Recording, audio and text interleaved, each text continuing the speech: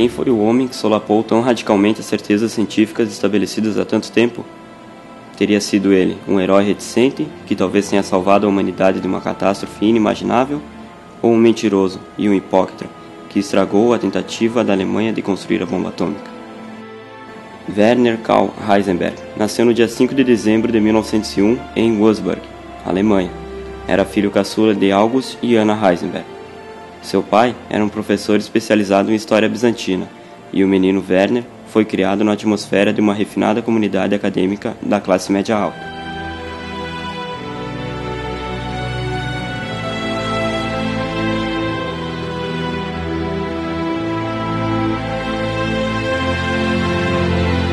Ainda no primário, começou a ter aulas de piano. Aos 13 anos, já tocava composições dos grandes mestres.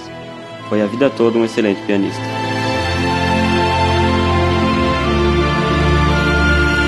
Em 1911, Heisenberg ingressou no Maximilian Ginásio, cujo diretor era seu avô materno. Ali, seus extraordinários talentos no campo da matemática foram reconhecidos pela primeira vez. Na época dos exames finais, ele havia aprendido cálculo sozinho e trabalhado a propriedade das funções elípticas. Aos 18 anos, havia tentado publicar um artigo sobre a teoria dos números. Mas a vida de Heisenberg não era toda acadêmica. A época que se seguiu à Primeira Guerra Mundial foi um período de motins na Alemanha, e as ruas de Munique eram o palco de muitas agitações políticas. A derrota da Alemanha na guerra e a abdicação de Kaiser provocaram inquietação em todo o país. E o jovem Heisenberg, que apoiava o movimento nacionalista representado pelo exército, participou de várias lutas na rua contra grupos comunistas.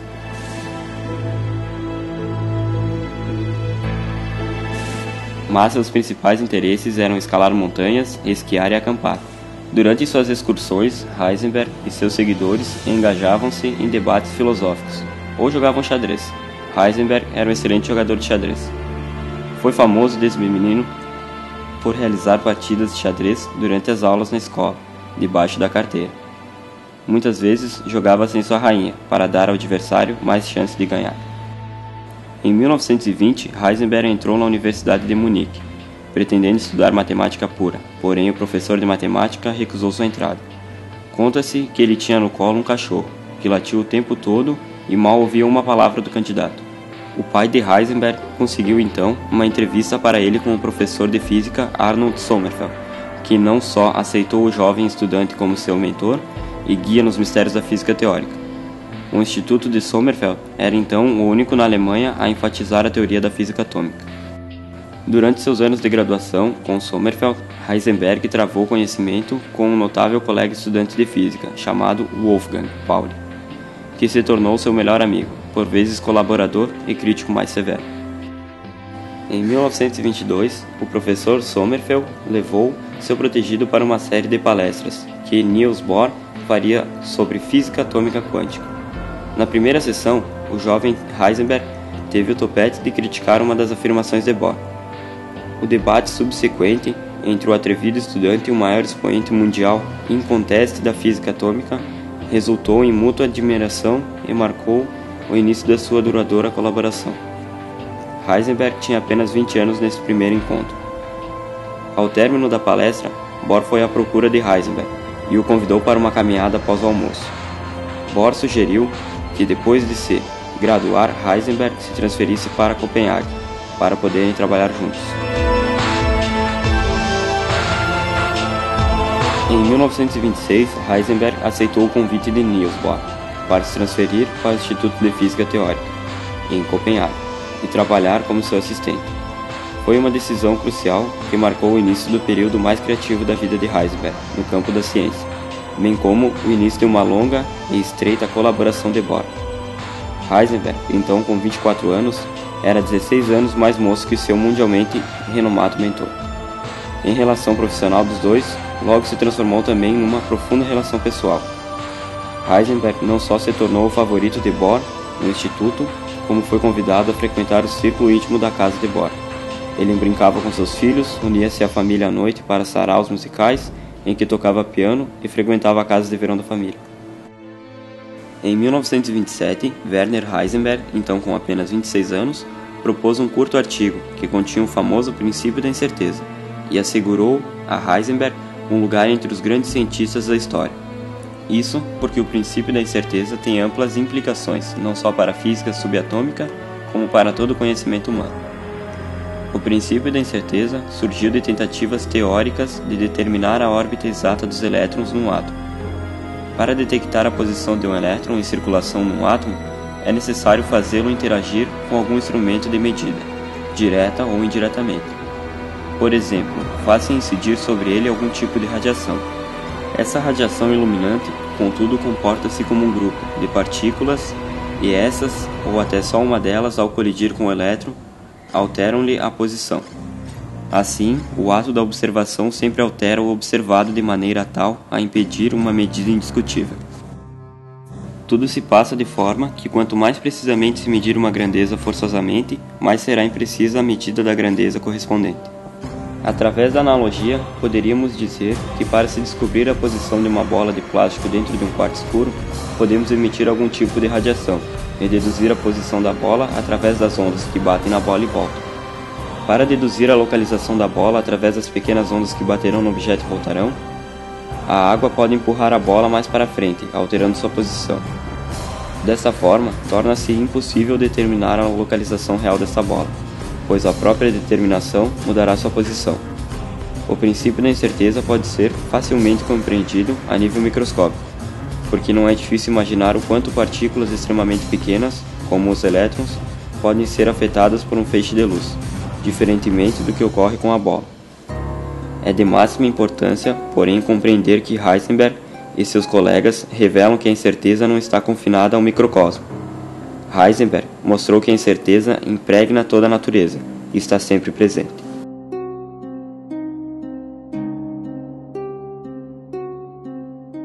Em 1927, Heisenberg aceitou uma designação para professor de física teórica na Universidade de Leipzig. Aos 25 anos, foi o mais jovem professor titular da Alemanha. Em 1933, foi contemplado com o Prêmio Nobel, junto a Dirac e Erwin. Pela primeira vez, 3 físicos haviam sido escolhidos pelas suas contribuições à física teórica. Heisenberg recebeu o prêmio pela criação da mecânica quântica, cuja aplicação possibilitou, entre outras, as descobertas das formas alotrópicas do hidrogênio. Aconteceu mais uma coisa em 1933, que teria sobre a vida de Heisenberg impacto muito maior que o prêmio Nobel. Adolf Hitler foi designado chanceler do Reich, e os nazistas conquistam o poder.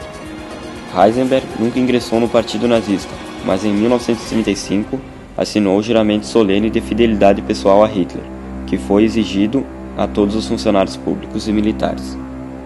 Nessa época, o próprio Heisenberg foi acusado de ser um judeu branco, e seu patriotismo foi posto em dúvida. Somente porque a mãe era amiga pessoal da mãe do chefe da SS, foi possível convencer a unidade a rever a questão de lealdade de Heisenberg. Não fosse isso, sua traição teria podido ser simplesmente presumida. A vida de Heisenberg durante esses anos que precederam a guerra foi difícil, também por outros aspectos. Ele era bem-sucedido profissionalmente, mas tinha poucos amigos. Teve, é verdade, um breve romance com a irmã de um conhecido, mas o relacionamento logo chegou ao fim. Foi então, em 1937, que Heisenberg participou de uma noite de música na casa de um amigo. Ali conheceu a senhorita Elisabeth Schumacher. Menos de 3 meses depois de se conhecerem, eles casam em Berlim. Heisenberg tinha 35 anos e sua noiva apenas 22. Heisenberg, segundo a maioria dos relatos, teve um casamento feliz. Nessa época, ocorria a Segunda Guerra Mundial. Heisenberg e outros físicos viam a oportunidade de servir ao seu país e promover a ciência. Neste aspecto, a tentativa de construir uma arma atômica é o fato mais controverso de sua carreira. Em 1941, Heisenberg visitou o Instituto de Física Teórica de Copenhague, na Dinamarca, então sob ocupação alemã. Em várias conversas, sublinhou a importância da vitória alemã na guerra. A despeito das objeções de sua mulher, Bohr convidou Heisenberg para jantar. Depois de jantarem juntos, Heisenberg e Bohr saíram para dar uma caminhada. A conversa dos dois só coincidem no tocante do assunto: as implicações militares de energia atômica. Há 2 versões A de Heisenberg, que dizia que o conteúdo da conversa era propor um acordo secreto entre os físicos alemães e americanos, a fim de dissuadir o projeto da bomba atômica. E a de Bohr, que dizia que Heisenberg tentara arrancar dele o que sabia sobre a fissão e estava tentando usá-lo numa tentativa de impedir o prosseguimento do projeto da bomba atômica dos aliados. O que de fato ocorreu, ninguém sabe ao certo, mas após essa conversa, a parceria de Bohr e Heisenberg acabava, depois de mais de 20 anos. Só voltariam a se ver de novo depois de terminada a guerra, e Bohr se esquivaria de Heisenberg pelo resto da vida. A preocupação de Bohr era a mesma dos cientistas norte-americanos com o papel nazista no desenvolvimento da bomba atômica. Assim, a Agência de Serviço Estratégico dos Estados Unidos escolheu um agente, Morris Berg, para avaliar a possibilidade de uma bomba nazista estar sendo construída e, se preciso, assassinar Heisenberg. Morris Berg então vai assistir a uma palestra de Heisenberg, e uma semana mais tarde, Morris se mistura a outros cientistas num jantar oferecido por ele, e constata que Heisenberg não oferecia risco algum. Os norte-americanos não se convenceram que nenhuma bomba atômica estivesse sendo construída. Foi então enviada uma organização paramilitar incumbida de descobrir a situação do projeto da bomba atômica, apreender todo o urânio e expandir para os Estados Unidos, além de capturar os físicos nucleares alemães. A organização conseguiu realizar as 3 tarefas com destreza. Heisenberg e os demais físicos nucleares foram postos em custódia e enviados para uma detenção na Inglaterra. Em vez de interrogá-los, propuseram alojá-los numa propriedade chamada Farm Hall. Ali eles poderiam ter aulas em inglês, distrair-se nas horas vagas na sala de música ou perambular pelos jardins. Evidentemente, nada os impedia de falar de física. Aliás, os ingleses não esperavam outra coisa, tendo instalado aparelhos de escuta em todos os cômodos da casa. As transcrições de seus debates resultaram no veredito final sobre a questão da bomba atômica, e estava Heisenberg e companhia deliberadamente empenhados em se afastar do projeto de pesquisa de armas nucleares, pelo qual mais tarde chamaram de razões humanitárias. Como se sabe hoje, a pesquisa alemã culminou num reator, que teria tornado crítico com apenas um pequeno carregamento de urânio. Em 1958, Heisenberg publicou um artigo junto com Pauli, anunciando sua nova teoria. Um jornalista que estava atrás da manchete noticiou a nova fórmula do mundo, o que foi reproduzido em vários jornais do mundo inteiro. Uma manchete proclamou: o professor Heisenberg e seu assistente Pauli descobriram a equação dos cósmos. Pauli ficou furioso, e assim mais uma vez Heisenberg teria transformado em inimigo um de seus mais próximos parceiros. Os físicos em geral não dedicaram maior reflexão a essa teoria, e esse foi o último show de Heisenberg. Em 1958, aos 56 anos, Heisenberg continuou a fazer palestras pelo mundo afora, mas o conteúdo de suas preleções tornou-se mais filosófico que científico. Em meados de 1973, um câncer deixou-o gravemente enfermo, e em julho de 1975 sofreu uma grave recaída, e 6 meses depois morreu.